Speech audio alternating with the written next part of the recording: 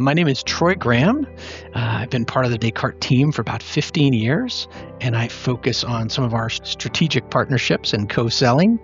And today I'm going to talk about some of the impact that we've heard from a lot of our retail brands around returns and managing returns and the combination of using both technology and people to drive a good customer experience.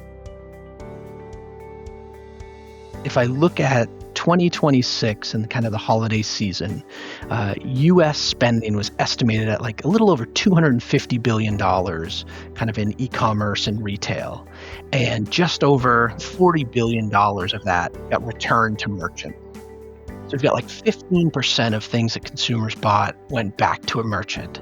So that had a big impact on the merchants, and how they handled that ultimately drove profitability, customer satisfaction, and I think those are two things that are really critical to a lot of the brands. One example that came up just recently was an apparel brand, and I talked to two different people inside of the company. One person was on the customer service, customer satisfaction side of the business, and then one was on the operational side in the warehouse. And I heard two completely different stories. When I spoke to the customer service leader, he's like, it was amazing. We killed it. We did a great job. We had a really clear policy on our website. And it was, if you're unhappy for any reason, here's a date. You can return anything to us by that date. And in this example, I think they did a great job from a customer standpoint. And we talked to the operational people. They said it was a disaster. And he showed me this corner of his warehouse, and it was just piled with boxes. And he's like, that's our returns area. We have hundreds of things that we've received that are returned from our customers that are in piles, and we don't know what they are. And unfortunately, we've already given these customers refunds. We've missed the prime selling season. We've missed an opportunity to resell that product because we couldn't get it processed and evaluated quickly. Even if I open it up and the merchandise is good, consumers right now are generally thinking, I'm tightening my belt, right? I'm not spending a lot now. I just got through a holiday season.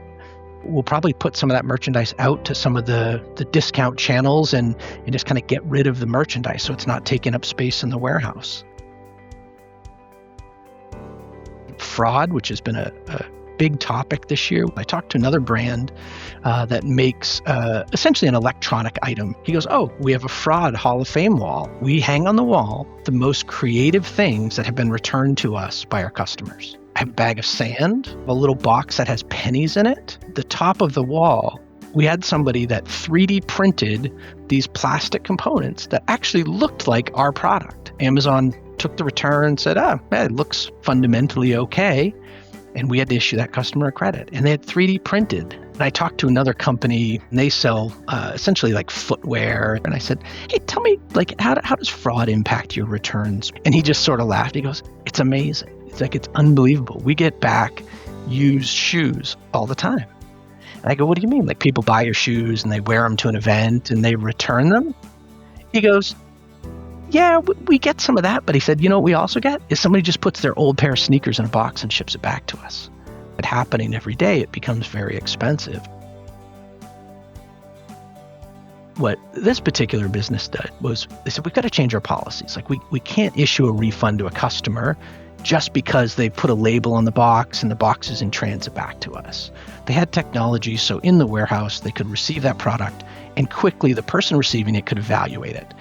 And that evaluation would simply be, it's new, it can go back on the shelf for sale, or it could be there's a problem with it. We can't resell, it's a true instance of fraud. It allowed them to very quickly make an initial diagnosis of that item and either issue a credit to try to keep customer satisfaction high and have a really good customer service experience, or they could at least flag it quickly and say, don't issue a credit, something else has to happen.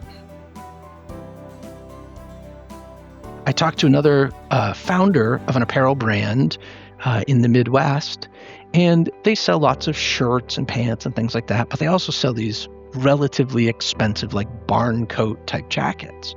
The founder of the company, she inspects them when they get them returned. And so she just, as a sort of a personal mission, she said, I don't want to send one of these nice coats that I believe strongly in out to a customer and find out that, hey, somebody's worn it. there's something in the pocket, it's dirty, there's dog hair on it, whatever the case may be. Just an interesting thing to see how important it was, but how expensive that becomes. The reason that efficient processing of the return I think is so important is if I receive something back from a customer, if it's in like new condition, I want to be able to sell it right away. Most brands that I talk with, they just want to get it back for sale. They don't want it tied up, sitting somewhere, unavailable. I think the second thing that we hear a lot about is I want to make sure that my customers are being fair and we're not being taken advantage of. So I want to be able to quickly determine that before I do other things like issue a credit, offer a coupon or promotion to somebody. Step one is just thinking about it. Before, we get into peak season, like, what are we going to do with returns?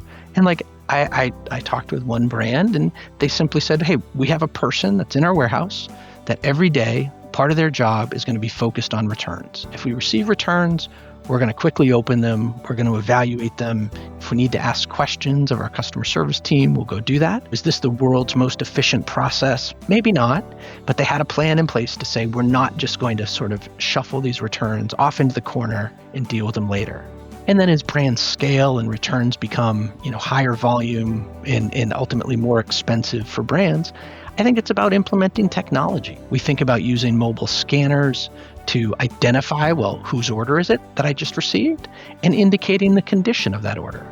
And that can quickly go back to my customer-facing technology like the e-commerce site and say, oh, okay, this return, we received it, it's in good condition, send off a credit to my customer, issue a refund.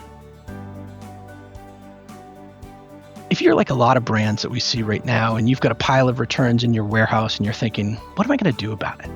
Step one is take action. Don't let it pile up and let time go by. Make sure that we have somebody focused on receiving those returns, understanding the condition of the items, and let's get back to those customers. It can be challenging. Don't ignore it and don't feel bad. Lots of people struggle with how to do this efficiently. My hope would be let's put in some technology so it can be fast and cost effective for you and a great customer experience so that your end consumer ultimately will come back and buy from you again.